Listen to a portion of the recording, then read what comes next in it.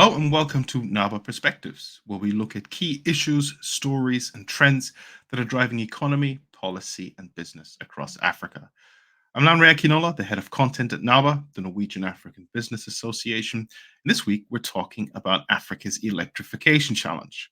Hundreds of millions of people across the continent lack access to reliable power and electricity.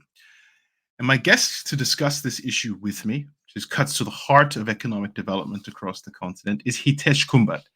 He is the Chief Financial Officer for Kalpataru Power Transmission Limited in Sweden. And he explains why changing market realities and market dynamics mean that unless there is a serious step up in action to tackle Africa's electrification challenge, it could be here for many decades to come.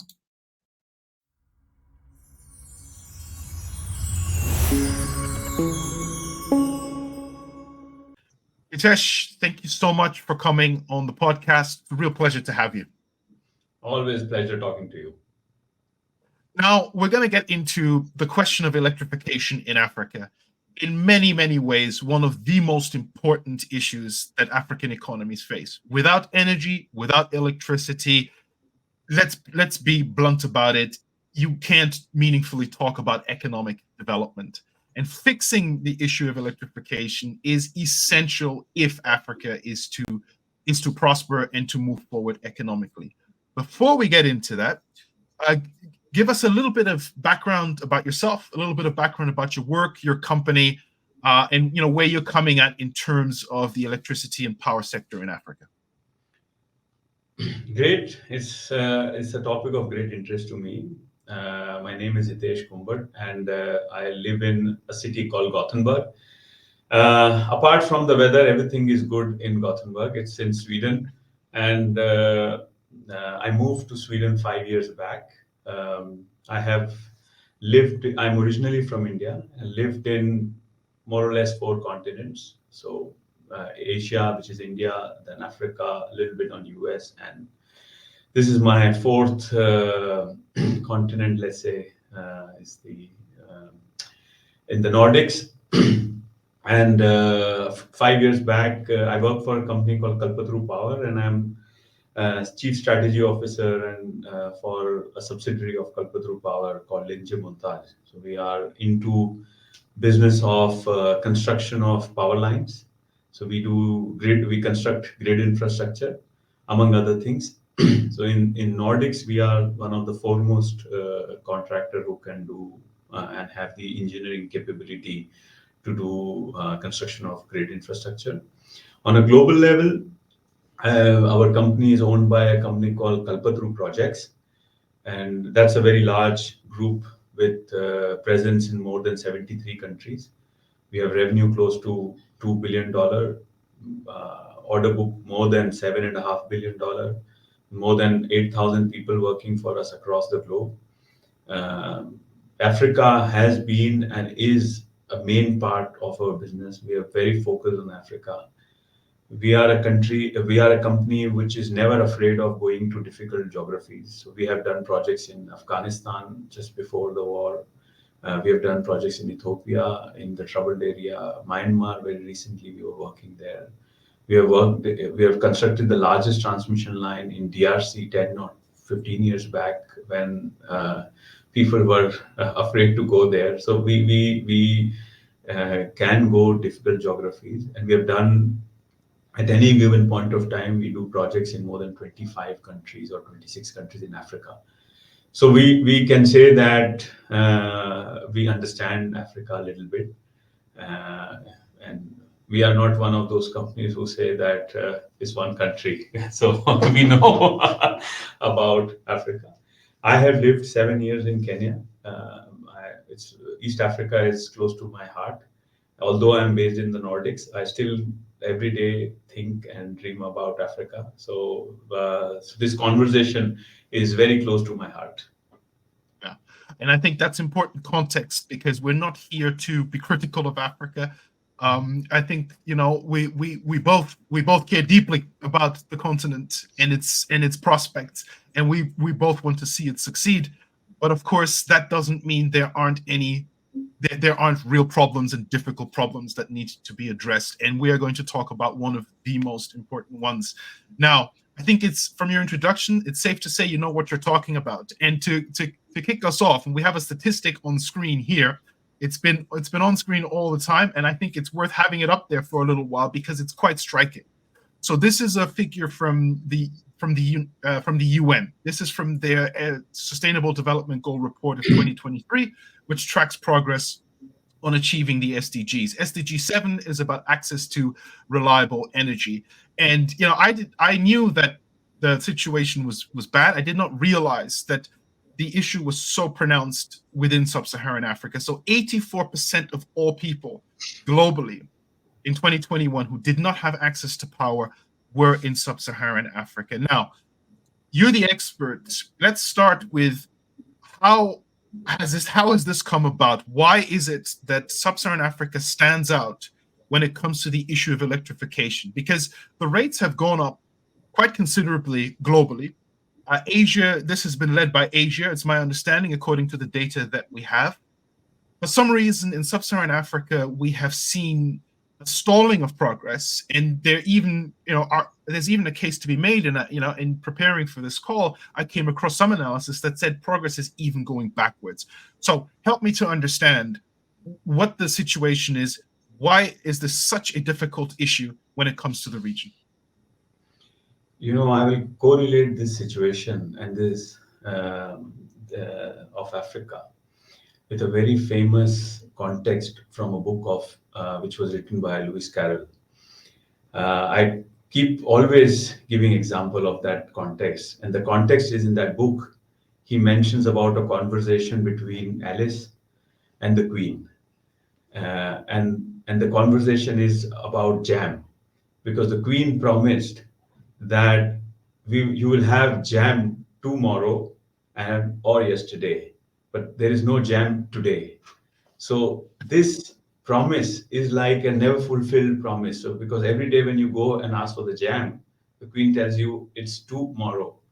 So this is the classic paradox of electricity market in Africa, or for that matter, many problems of Africa.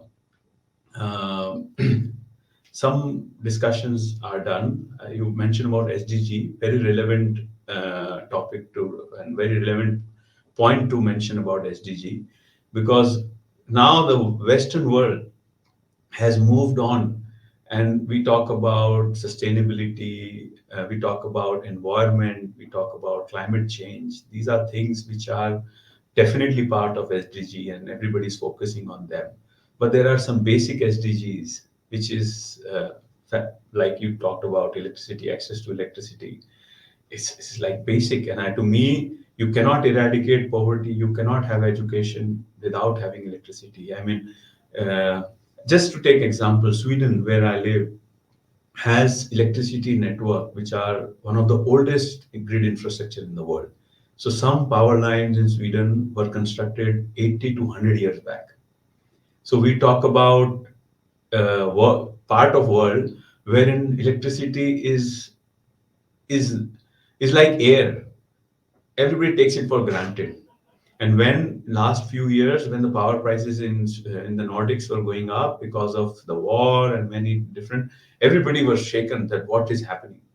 But now just imagine the same. You travel a few thousand kilometers down south, and then you reach Africa. And then you see that there are so many countries wherein there is no electrification. There are actually, you talked about 500 million or 560 million people who do not have access to electricity. But there are more statistics to that. There is, if you look at transmission lines across Africa, so there is about roughly the whole of sub-Saharan Africa has power line close to about 125,000 kilometers. Now, if you just compare that to Brazil, Brazil is 257,000 kilometers. So Brazil is like a small part of Africa. And the whole of Brazil is 257,000. Whole of US is much more than that. I think it's about 290,000 or so odd kilometers. So now you compare the size, and then you see what's the total transmission grid. the per person or the per capita consumption of power in many countries is much lower, almost one tenth to Asia, comparable to BRIC countries. So if you take, let's say, Ethiopia, Kenya, Nigeria, for example, the per capita consumption of power is one tenth of what the BRIC countries have. How is that possible? I mean, we talk about connected world, we talk about internet, everybody has the access. So how is it possible that somebody living in Nigeria or Kenya can have lower power consumption than others? The reason is simple: there is no electrification. There are so many countries in Africa wherein, and I want to take few moments to explain when I say no electrification. So electrification would have two parts, very generically. One is the production of power. Another is distribution of power, which means once the power is produced, you have to take that power and take it to the users, which has high voltage power lines and distribution line. Now, there has been a lot of work over past years that more and more sources of power have been created in Africa. More hydropower dams have been set up, solar projects have come up. There are already some gas powered plants there in Africa. Actually, you will be surprised to know that many countries in Africa are power surplus. Kenya, for example, is power surplus. Uganda is power surplus. Tanzania is almost power surplus. Ethiopia, whose name I just now mentioned, is power surplus. When you go to the western part, Ghana is power surplus. So these countries have excess power today. But what do they do with that? Mozambique, for example, is almost power surplus. But now the paradox, again, yet another paradox is they cannot do much out of that power surplus. One, they cannot transport that power to neighboring countries as an export because there is no transmission line, enough transmission line to export that.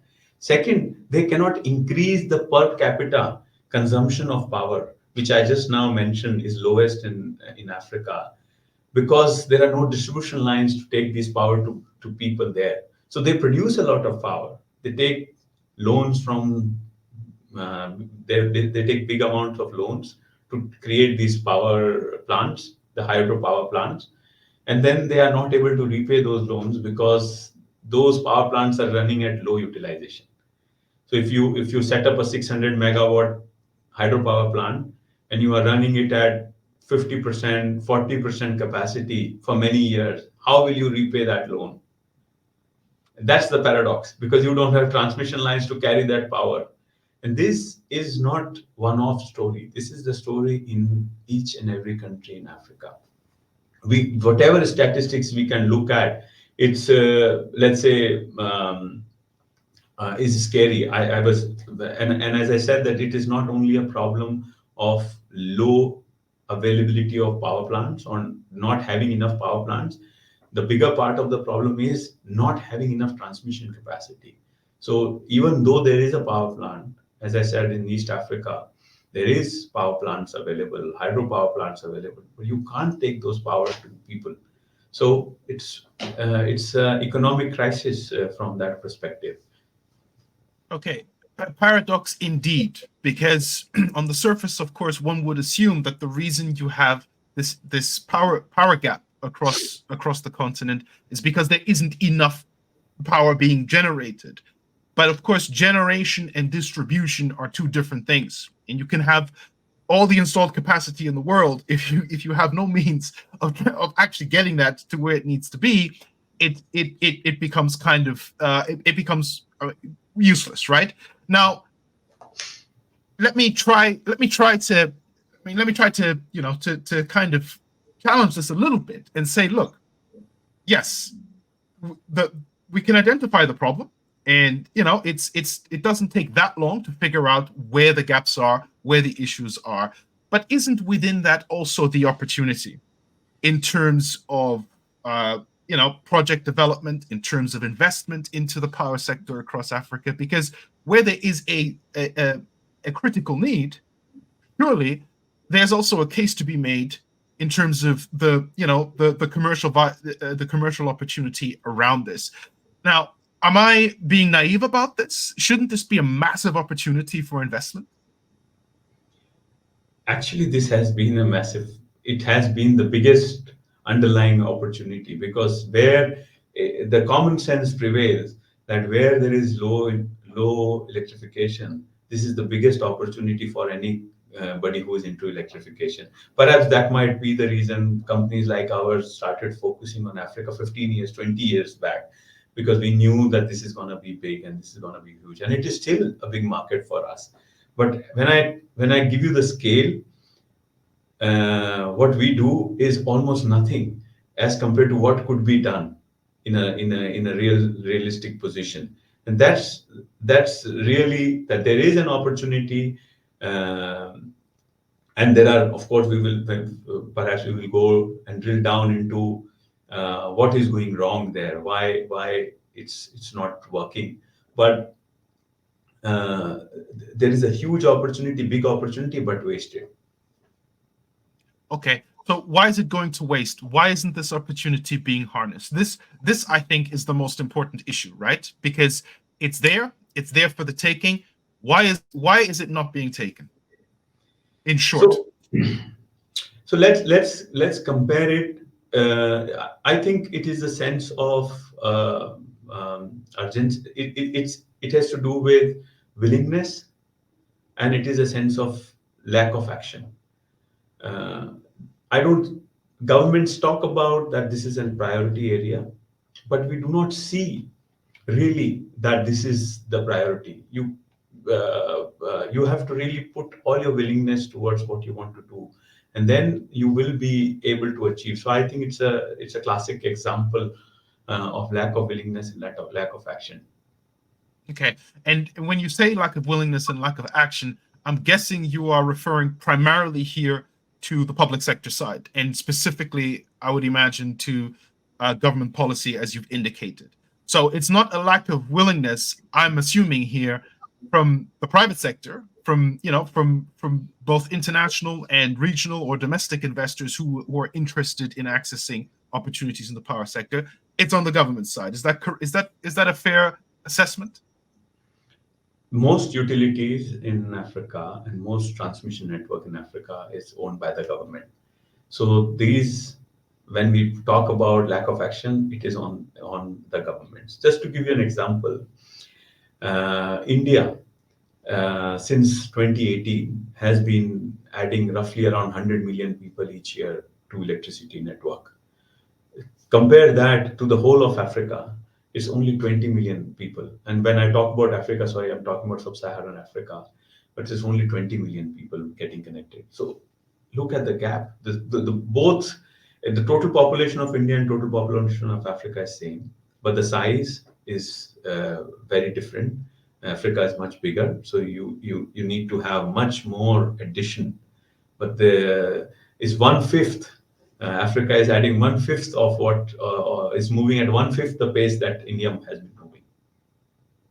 Okay, we're going to get into the question of, well, what then should governments be doing? But before we do that, I want to get a sense from you about what impact this is having on investor appetite for power projects and electrification projects in Africa, because the risk here, it seems to me, is that if we don't see more concerted action, more focused policies that are geared towards, being able to attract the kind of capital that's needed, and it's widely recognized that public finances are insufficient to meet the to meet the funding needs for the power sector across Africa. That has in many ways become even more acute post-COVID, and in a situation where a lot of governments are grappling with reduced fiscal space, with reduced revenues, weakening currencies, and so on. So private investment is absolutely key here.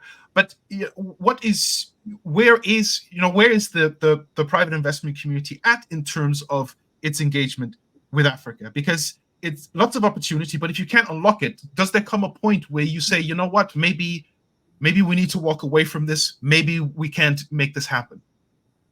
So before we understand the thought process of a private investors, we need to understand the current situation. As I mentioned, that what the topic when what we're discussing is that there is a big gap of electrification. Now, what the point I'm trying to make is that this gap of electrification is only going to stay or even delay, meaning the electrification in Africa is going to delay for many more years, perhaps more decades, uh, due to few circumstances now. So I'll talk about those circumstances. Since pandemic or since COVID, just before COVID started, the US dollar interest rate was about 1.5%, 2%, let's say 2.5%. Then it went down to almost zero during pandemic, and then it started going up. Now the US dollar interest rate is about 5.5%, which means double. So the money which the governments, most of these projects in Africa for electrification are financed by taking loan. Governments do not have income to fund them. So they take money to finance them. Interest And rate has these are dollar loans, right? these are dollar loans. So Yeah. the interest rate has gone double, which means it has become double expensive to take money. That's number one. On the market side, things have changed.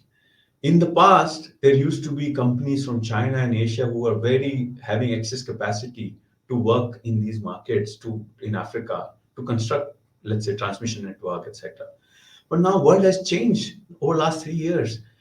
All the governments in the Western world, also in Asia, have become so serious about energy transition, green transition, that there is an increased amount of work happening there. Whole of Europe, there is a significant investment on the grid infrastructure.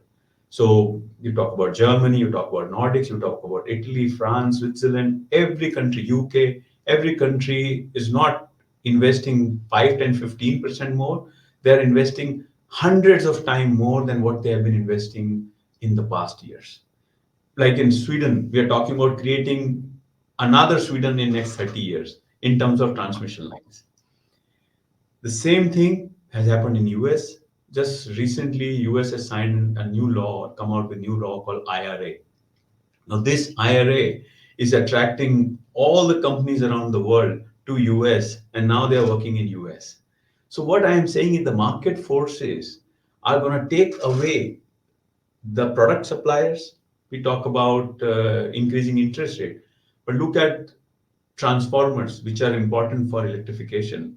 The price of transformers in the last 3 years have gone up by 200% to 400%, depending upon the market and the specifications. Which means that if you're gonna electrify a particular area for $100 today, or in the past, Yeah. you will do it at $400 to $500 now. And on the top, that the money borrowing is becoming more expensive. So it will become What, more difficult. sorry to jump in there, but why has there been such a huge increase in the cost of transformers? Two reasons. Largely, first is to do with demand and supply. This electrification market in the Western world has been a slow growth market, 5, 6, 7% increase every year. Now, suddenly, when I explained to you that the investments by the governments and the utilities across Europe, Australia, US, and many part of the world has gone up significantly. So the utilities have started buying these equipments left, right, and center. So the demand and supply, there is no supply, the demand has gone up significantly. And it takes long time to construct new plants. So, and to create more capacity. So this is gonna be, so now the plants which are in Asia, which used to have capacity, are now getting busy because they are getting orders from European markets, or they're getting orders from American markets or Australian markets. So now the market forces come in. So the person who is sitting with money is taking everything. And then again, the famous jam example, which I mentioned in Africa, yet again, the jam story comes in. Companies who are going to construct, they have an opportunity, like companies like us. Now we have to think, where should we work? Should we go to US? Should we come to Sweden? Should we go to Germany? Or should we do a project, let's say in Nigeria or Ghana or wherever? And of course, we understand that market very well and it's close to our heart. But these are the examples which I'm trying to explain that this will delay electrification if the governments do not come up with the right strategies. Mhm. I mean, these are just business realities in a way. Markets move, markets change, they evolve. Now, why isn't sub-Saharan Africa uh, appealing in terms of the energy transition and investment into the energy transition? We know that the continent has huge potential: solar, hydro, wind, geothermal, you name it, right? And green hydrogen, except whatever it is. No shortage of potential in Africa. Shouldn't the continent be right up there in terms of places that you want to look at when it comes to the energy transition? Yes, you are right. And the challenge is there is a difference in what is said and what is done. One has to prioritize and demonstrate to the investors, contractors, companies who are coming in that we really want this and we want it to happen now. There are countries who say you invest in our country. When you go and try to invest, it will take you 2 years before you can even sign a single paper. Who wants to spend time there? Uh, this is the real challenge. And that's why I gave the example of India. I think the governments need to learn from countries like India, wherein they have so rapidly electrified. In 2018, the electrification was 85% in India. Now it's 99.6%. We talk about 1.2 billion people. Yeah, yeah. This is massive. Rail electrification. It's now 100% rail electrification in India. So in last few years, India has 100% electrified the whole rail network. This is happening there at the top level. So the government is pushing. Government doesn't want to talk about big picture. We will do it one day. They are saying now, come now, do it now. Countries in Africa also have to do same way. They have to take action. There is enough money available. There is, I saw a report by McKinsey which talked about $1 trillion of investment is available for Africa if they want to use it. But it is a fact that 80% of the projects, when they are conceived from the day they are moving ahead, are not becoming bankable. So they drop out. Only 20% of the project move ahead. So the funnel is very broad and then it becomes very narrow. So you have 80% of the projects dropping out and because they are not bankable anymore. So who's So, going to invest? so I mean, what's in a way you've kind of already hinted at this, but I just want to unpack this a little bit. I mean, what's working in a place like India, which faces in many ways very similar development challenges to most African and sub-Saharan African economies in terms of poverty alleviation, infrastructure development, etc., etc. What's working there that isn't working in sub-Saharan Africa? Is it just the question of political will, which you were hinting at, that it's a case of the authorities, the government, basically just making the decision to get serious about action, or is it about specific policies? Is it about the deployment of different financing models, or is it a question of how you devise these projects? Is it a question of having public-private partnerships, for example? Like, give me a bit of a sense of what's working in other parts of the world that's missing in our part of the world. I think it's a great question. And I would say it's a combination of all. I think if I look at the story in India, it's a combination of huge amount of government effort and keenness to do this, but at the same time the government follows through the process. So they see where there is a gap, then they will bring in. If there is no money available, they will bring in private investors. They will ask the private investor, what do you need? They will understand that maybe we have to privatize transmission lines. They will privatize the transmission lines. Wherever there is need for new solutions, like in Africa, there are many places wherein it makes more sense to have microgrids, mini grids. So the government invite people, put in the mini grids, create a bankable solution for that. These are things which are possible. It's if it can happen in India and it can work in India, it can definitely work in Africa as well. We are not talking about, as you rightly said, very comparable situations. It is a matter of taking fast action, because investors do not have time to spend years on one thing. They want to see action. So follow through the process, understand where there is a gap, bring in the right solution, push the right solution well. Do not spend much time on that. Get it done and then move to the next problem. I think in Now, India they have followed, the government has really closely followed it through. you made the point early on in your intro that Africa is not a country, which is of course very important to always bear in mind. And we speak in broad terms, but we're very conscious of that. There's 54 different countries.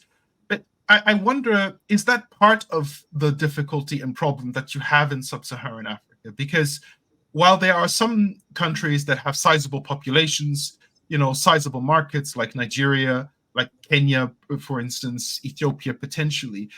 You also have a lot of countries with fairly small populations, fairly small, addressable markets. Is that part of the difficulty that you have quite a fragmented landscape? When is in India, yes, you have lots of difficulties, but ultimately it's one country that you're talking about. It's one government that you're talking about. I don't think that it is a factor of, because when investors come in, they invest not on the continent, they look at the country, the laws, and they look at the market situation in that country. And when I talk about electrification problem, it is a generic problem all across. So that's why we are, like Nigeria is one classic example. There has been a huge gap in electrification. And there have been initiatives which perhaps will solve that problem. Actually, one of the models which they have adopted is actually, if implemented well, I think it's a very good model, can solve similar problems, because they have now created an electrification unit which is going to address rural electrification, which is directly coming under the top office, which helps move things faster. So that's another model which they've used. I'm saying that the gap is all across in the countries. And it's not that Africa doesn't know how to solve problem. Look at digitalization of money. We have been in Africa. I sometimes misuse we when I talk about Africa. So, but in Africa, they have been using digital money in some part of the country for many years before others, and it was a pure gap in, it was a need-based innovation. And this is again the same thing. There needs to be a need-based innovation. Government really need to push it through. And it has to be government who has to take the first step. It cannot be that we keep waiting for help to come from somewhere. Yeah, it sounds like it's not going to come. And look, this is a huge topic. We could go on. Now we've already passed the half-hour mark, so we have to wrap it up, unfortunately. But I want to end hopefully on a bit of a optimistic or positive note here, because I'm quite worried when I hear you say that electrification could be delayed for decades in sub-Saharan Africa. That to me is quite distressing, because you don't have power. I mean, how do you speak of economic development? How do you speak of industrial development? Now, what's it going to take to avoid a scenario where we are talking about potentially decades of stagnation or maybe even regression in terms of electrification in Africa? What I'm saying to you, Hitesh, is there hope? Give me some hope here. I said 3 or 4 points to hope. First, that the governments really need to start moving fast and taking decisions now rather taking in future. It has to be the top priority. Second, I think we need to look at taking innovative models. I talked about India, but look at Latin America. So there can be private investments also into energy sector. You have to just make them bankable. Nobody wants to steal money away from the countries, but investors want to make reasonable returns. So improve and increase private investors into these in these sectors. increase innovation like mini grids, microgrid, use as much as new solutions as Africa has always been doing. Try to bring in new solutions to improve rural electrification, to improve electrification in different parts of the world. So I think these two I think of as a immediate quick wins, which should be started soon than later. Yeah. Yesterday, ideally, one might imagine. Look, I mean, it's a tricky one. It's a really difficult one, but it is just of such fundamental importance. I all I can say is that, I mean, let's hope that we see a step change in urgency, and a little bit more, what is it? What's the expression? A little bit more walking the walk and not just talking the talk. It sounds to me like that's essentially the key missing ingredient here. It's like there's no shortage of capital, there's no shortage of need, there's no shortage of opportunity, and surely if you have the right framework, you can make it work. You will get the private capital that is interested in making this work. So let's hope, I guess, that the message gets out there and someone's listening to people like yourselves, and that we see a little bit more movement. Hitesh, hopefully we can pick this up another time. There's a lot more to be said about the power sector in Africa, energy, the energy transition. For now, thank you so much for coming on. Thank you so much for for the insight and for the honest perspectives. And let's hope for the best, I guess. Yeah, we keep our fingers crossed and hope for the best. Indeed.